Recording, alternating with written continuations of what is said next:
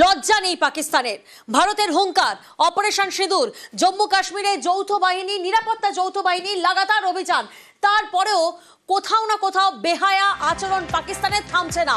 সন্ত্রাসবাদী কার্যকলাপ যেন তাদের মজ্জায় ঢুকে গেছে।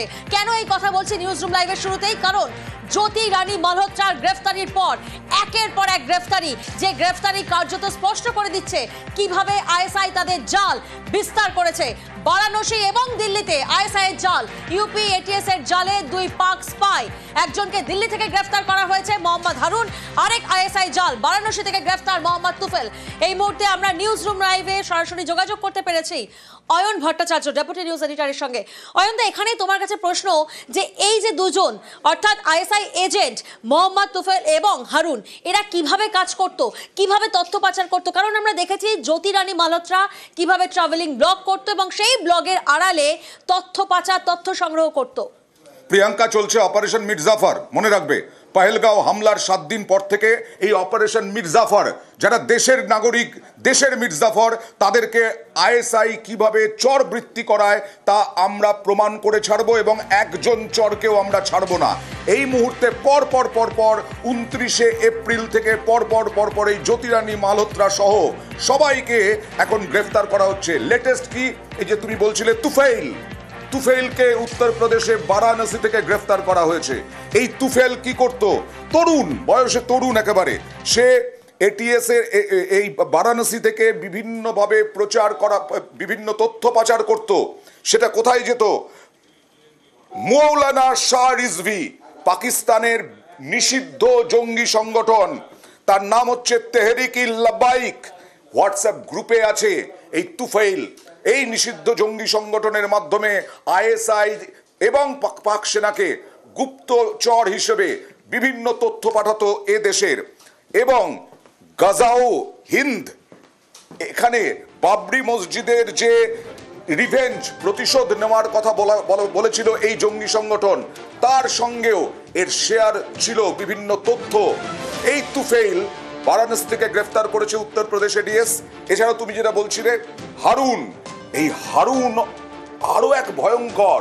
এখানে দিল্লিতে ধৃত পাক চর সন্দেহে দিল্লিতে ধৃত এটিএসই গ্রেফতার করেছে ইউপির, উত্তরপ্রদেশেরই। কার সঙ্গে যোগাযোগ জানো? তার যোগাযোগ হচ্ছে পাকিস্তানের দূতাবাসের কর্মচারী স্টাফ মোজাম্মেল হোসেন, এবং পাকিস্তানের জন্য যে ভিসা, সেই ভিসা দেওয়ার কাজ করত এই মোহাম্মদ হারুন, ধৃত পাকচর। পাক হাই কমিশনই গুপ্তচরের একটা চক্র বলা যায় এদেশে, দিল্লিতে। এই পাক হাই কমিশনের স্টাফদের সঙ্গে এরা মিলে মিশে গুপ্তচর হিসেবে তথ্য পাচার করত। তাদেরকেই গ্রেফতার, একটা বড়সড় সাফল্য বলা যায় এই অপারেশন মির্জাফরের। প্রিয়াঙ্কা, একেবারে অয়ন, বড়সড় সাফল্য। কারণ একের পর এক গ্রেফতারি, যে ছবি সামনে আসছে আপনাদেরকে দেখাচ্ছি, একদিকে মোহাম্মদ তুফেল, আরেকদিকে হারুনের হ্যান্ডলার পাক হাই কমিশন কর্মী, পাক হাই কমিশন কর্মীকে দেশ ছাড়ার নির্দেশ। তুফেলের হ্যান্ডলারকে পাক সেনা কর্মী স্ত্রী, বিভিন্ন জায়গার ছবি এবং তথ্য পাচার তুফেলের, অর্থাৎ দেশে থেকে দেশ বিরোধী কাজ। একের পর এক আইএসআই জাল সামনে আসছে, অর্থাৎ সন্ত্রাসবাদী কার্যকলাপ কিভাবে পাকিস্তানের মজ্জায় ঢুকে গেছে তার একের পর এক কার্যত স্পষ্ট উদাহরণ সামনে।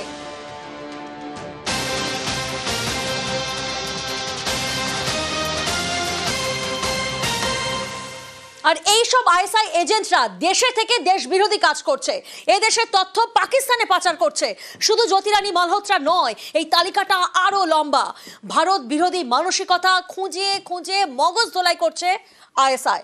গোয়েন্দাদের তদন্তে চাঞ্চল্যকর তথ্য।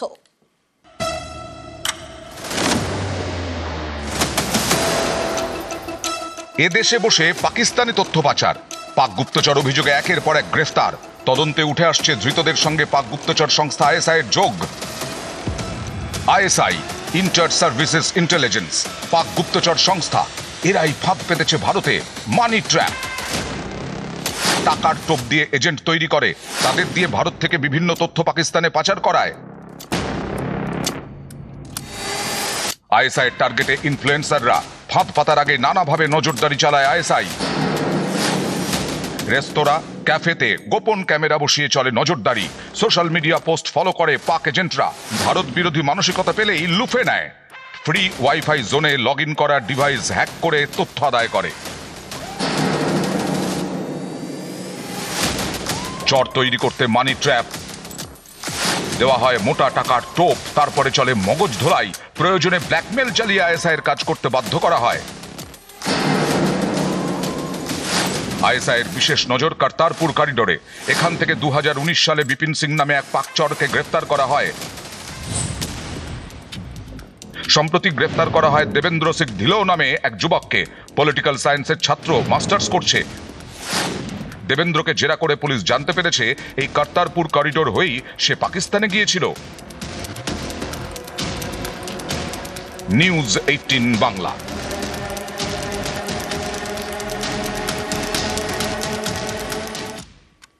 পাকচর জ্যোতি রানী মালহোত্রা কোথায় কোথায় গিয়েছিলেন সেই সব জায়গায় তাকে নিয়ে যাওয়া হবে, সব ঘটনার পুনর্নির্মাণ করা হবে। আদালতে জানিয়েছে পুলিশ। তাদের বিশেষ নজর সীমান্তবর্তী এলাকাগুলিতে যেখানে গিয়ে জ্যোতি ব্লগিং করেছে। এনআইএ তদন্তকারীদের দাবি, পাক হাই কমিশনারের কর্মীর সঙ্গে ঘনিষ্ঠতার কথা স্বীকার করেছে জ্যোতি রানী মালহোত্রা। সে পাকিস্তানে বিয়ে করার কথাও ভাবছিল।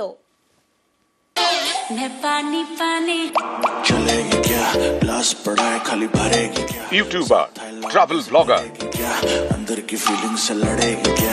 চরবৃত্তির অভিযোগে গ্রেফতার। দেশ জুড়ে আলোচনায় হরিয়ানার জ্যোতি রানী মালহোত্রা। ব্লগিং এর নামে একাধিকবার পাকিস্তান সফর, ভারতের গুরুত্বপূর্ণ সামরিক তথ্য পাকিস্তানে পাচার। এর জন্য এদেশের বিভিন্ন প্রান্তে ঘুরেছে জ্যোতি। সেই সব জায়গায় তাকে নিয়ে গিয়ে জেরা করতে চায় পুলিশ। তদন্তকারীদের বাড়তি নজর জ্যোতির যাওয়া সীমান্তবর্তী এলাকাগুলিতে। Welcome to Pakistan.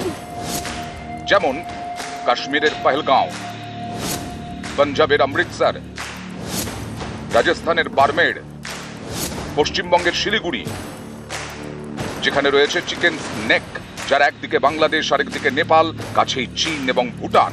উত্তরবঙ্গের করোনেশন ব্রিজেরও ভিডিও করে জ্যোতি। এসেছিল ভুটান সীমান্তে আলিপুরদুয়ারের জয়গাঁতেও। জ্যোতির নজর ছিল ধর্মীয় স্থানেও। পুরী, অমৃতসরের মতো জায়গায় গিয়ে ভিডিও করে জ্যোতি। মুম্বাইয়ে যায় গণেশ চতুর্থীতে। গণেশ পুজোয় মুম্বাইয়ের জ্যোতির ব্লগে বারবার দেখা গিয়েছে নীল শার্ট পরা এই যুবককে। नेवी का कार्ड दिखा के जल्दी एंट्री, देखो नेवी का कार्ड दिखा रहे हैं, जल्दी एंट्री पा रहे हैं। এটা শুরু। এরপরে এই যুবকের সঙ্গে বারবার দেখা গেছে জ্যোতিকে। সত্যি কি এই যুবক নৌসেনার কর্মী? নীল শার্ট পরা এই যুবকের ওপরেও নজর গোয়েন্দাদের, কারণ বরাবরই দেখা গেছে জ্যোতি টার্গেট করত সেনা থেকে সিবিআই। শিয়ালদা থেকে দুরন্ত এক্সপ্রেসে উঠে সেনা অফিসারের সঙ্গে কথা বলতে দেখা গেছে জ্যোতিকে। পহেলগামে গিয়ে সিবিআই এর আইনজীবীর সঙ্গে কথা বলে জ্যোতি। গত 22 এপ্রিল এই পহেলগাঁওতে হত্যা লীলা চালায় জঙ্গিরা। অপারেশন সিঁদুরে যার বদলা নেয় সেনা। এরপর ঘর শত্রু বিভীষণদের ধরতে শুরু করে অপারেশন মির্জাফর। তাতেই চালে পাকচর জ্যোতি রানী মালহোত্রা। বেশ কয়েকবার সে পাকিস্তানে যায়। এসবের শুরু 2023-এ। পাকিস্তানের প্রতি জ্যোতির প্রেম এমনই ছিল যে আরো বড় পদক্ষেপের কথা ভাবছিল সে। Welcome to Pakistan. তদন্তকারীদের দাবি, জেরায় জ্যোতি জানিয়েছে পাকিস্তানে সে বিয়ে করার কথা ভেবেছিল। এর জন্য সে দেশে আলাপ হওয়া হাসান আলীকে অনুরোধও করে। কিন্তু এই মনোবাঞ্ছা পূর্ণ হওয়ার আগেই অপারেশন মির্জাফরে জালে জ্যোতি।